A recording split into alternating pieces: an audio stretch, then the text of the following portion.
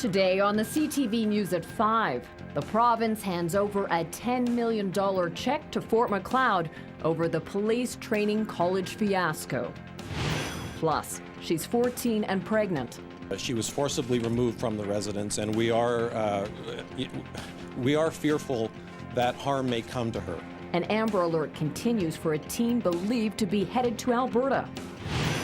And Calgary police make an arrest in the murder of a former Lethbridge man.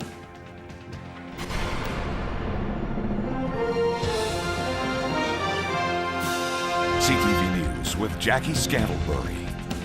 Good afternoon. The province has cut a $10 million check for Fort Macleod over the cancelled police college. The province has announced that it will compensate the town for infrastructure costs the communities put into the facility. Terry Boat reports.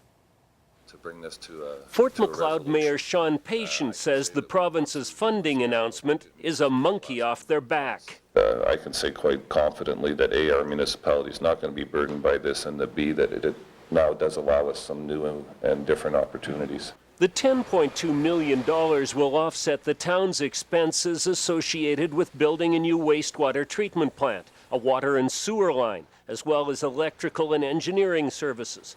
All done for the now infamous Police and Law Enforcement Training Center, a project that was unexpectedly and unceremoniously abandoned by Premier Alison Redford last summer. The biggest question I get asked is it going to cost the town money?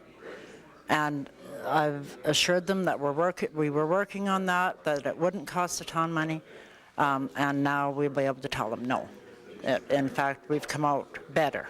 Municipal Affairs Minister Doug Griffiths, whose trip to Fort Macleod was called off by bad weather, made the announcement following a conference call with members of Town Council, and he talked of the silver lining that comes with the new services and infrastructure. There's a chance for Fort Macleod in the area to attract new industries and new businesses, which is going to give them, frankly, a world of opportunity. So we're happy with what's happened, I think. In the end, we got what we wanted out of it. For, seeing how we didn't get to college, we got what we wanted. Fort Macleod Council says the goal was to provide growth and economic stability, and they say that hasn't changed. They also say it's now time to put the training center in the rearview mirror and start looking forward instead of behind them. But not everyone feels that way. Some local residents say what the government did to Fort Macleod was disrespectful. They'll have to do some pretty great things before I'll vote Conservative again. That's my own personal opinion, but they've lost my respect totally. But the mayor says he's ready to move on. Some doors have closed, some windows have now opened, and that's the way we have to approach it. Terry Vogt, CTV News, Fort Macleod. Well, if it hasn't hit you yet, consider yourself one of the lucky ones. The flu bug, coupled with an outbreak of norovirus, has hospitals scrambling. Chinook Regional Hospital remains at capacity again tonight.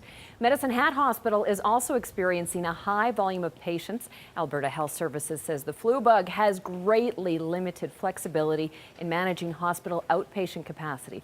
They continue to ask the public to consult HealthLink before rushing to an emergency room and to take necessary precautions, including washing your hands. They also recommend the flu shot, which covers both strains of influenza virus that are circulating right now. Winter is back in southern Alberta. A snowfall warning is in place tonight for Lethbridge, Taber, Medicine Hat, and communities east through to Saskatchewan. City crews were out in full force today, clearing Priority 1 routes, which include Lethbridge's main arteries. Forecasters are calling for between 10 and 20 centimeters of snow to fall by Friday. Crews will continue to work to clear the snow as they deem necessary. Some locals were out and about, braving the cold conditions. I got some new shoes on today. I'm glad I bought them. I'm not a big fan of the snow because I don't like driving around in it. So yeah, it kind of puts a damper in that. It's a really nice day, but I hate to have to spend a lot of time on the roads today. It is slick out there, so everyone be careful out there. But sometimes you get inside and I used to drink hot chocolate or something. It's fun, like in the Philippines. We don't have snow. Yeah. Now, police are asking motorists to remember to slow down and plan some extra time for getting around.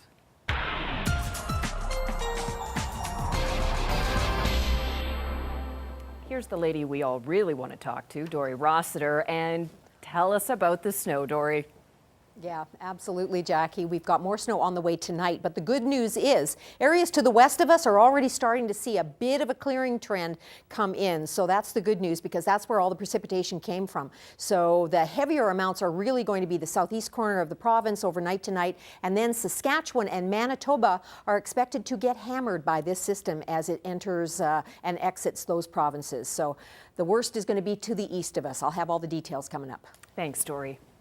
The search continues tonight for a missing, pregnant 14-year-old girl from Saskatchewan who was snatched from her home. An Amber Alert has been issued for Kylie Mosquito of Maple Creek, Saskatchewan. It's just east of Medicine Hat. Her family says 2 armed men burst into their home wearing ski masks and demanded that the girl pack some clothes and leave with them. Caitlin is 8 months pregnant. The girl's family recognized the voice of one of the people as Caitlin's 16-year-old ex-boyfriend and the father of her baby, Jan.10. Police believe the pair may be headed to Alberta. Jonathan's family says they actually know where the couple is, but won't tell. Police found the vehicle used to abduct Caitlin in the Maple Creek area this afternoon. And regional police are hoping that someone can shed some light on what happened to a 61-year-old man found dead on a West Lethbridge walkway.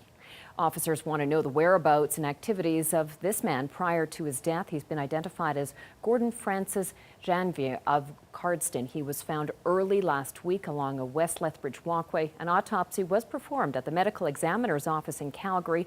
Toxicology results are pending. If you have any information, you're urged to contact either police or Crime Stoppers. The investigation is ongoing. Meanwhile, Calgary police have made an arrest in the murder of a former Lethbridge man. On September the 1st, Wyatt Lewis, a father of 4 and a mixed martial arts fighter, was stabbed to death in a fight at a Northwest Calgary apartment. 26-year-old James Rabinderi is charged with second-degree murder. Wyatt and another man were stabbed after an altercation between 2 groups at the birthday celebration. One man survived, Lewis did not. Lewis was originally from Lethbridge and went to the U of L. He was considered a pioneer in southern Alberta's martial arts community. Friends and fighters from the Progressive Fighting Academy in Lethbridge say they are relieved, but their hearts remain heavy, especially for Wyatt's family. I mean, it means a lot that they found someone, for sure. But at the same time, you know, what's done is done. Like, you can't bring Wyatt back, so it's always going to be, you know, a tough thing. Coming up at 5:30, we'll hear from police why it took more than 4 months to make an arrest. A First Nations summit with the Prime Minister is going ahead tomorrow, but the meeting comes only after Stephen Harper got the Governor General involved. Native leaders say it's an historic opportunity to right the wrongs of the past. Robert Fife has the details. Manitoba chiefs called a news conference vowing to pull out of talks with Prime Minister Stephen Harper tomorrow unless the Governor General also attends. If not, you know, the chiefs of Manitoba will not be present. Just as it looked like the First Nations summit was doomed, we just got a call from the Governor General's office. Harper caved to the demands of Chief Teresa Spence, who urged Native leaders to boycott the meeting unless Governor General David Johnston was at the table. Harper asked Johnson to hold a separate ceremonial meeting with the chiefs at Rideau Hall after the summit. We made a major accomplishment by getting the Governor General to this meeting. Assembly of First Nations Chief Sean Atleo said the meeting must bring about fundamental transformation. This is what our people are saying, that poverty is killing our people. Even tearing up about the murders of so many First Nations women. I attended with a family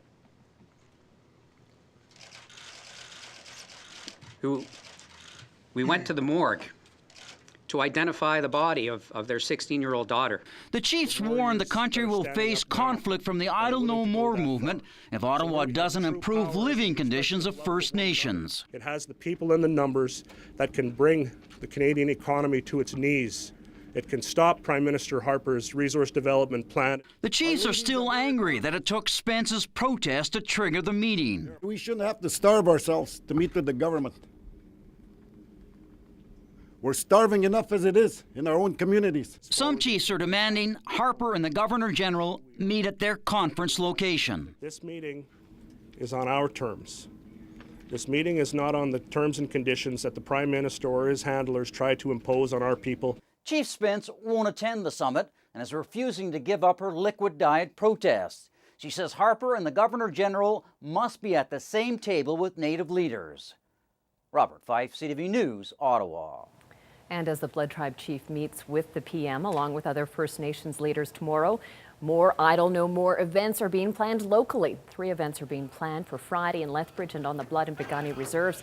The Lethbridge rally will be held and organized by the Sikokatoki Friendship Society and will take place between 1:30 and 3 o'clock at the southwest sidewalk corner of Galt Gardens. The Blood Reserve event will take place between noon and 1 at the junction of Highways 2 and 509 in Standoff, and it will include traffic slowing actions similar to other events held on the reserve. The Pagani Peace March will start 9 o'clock at the Pagani Community Hall. And the Canadian Home Builders Association is calling 2012 a strong year and are hoping for continued growth. The numbers released suggest that single-family housing starts were up by 12% in 2012. The average cost, around $250,000. Multifamily construction took a dive, though, down 61% from 2011. The CHBA says that's because of a sufficient supply in the Lethbridge area. They tell us that the new numbers are an indication that the market for first and second-time buyers is strong, and that's good news for their industry. We've been really excited. There's been a lot of changes within the CHBA in Lethbridge region, and it's all been positive. So we're really out there promoting for our members, increasing our visibility and making sure that people know Lethbridge is the place to be. Housing starts across the province were up 30% from in 2011. Forecasters are positive for the outlook for 2013. Coming up next in the markets, the dollar had another good day. Here are the day's closing numbers.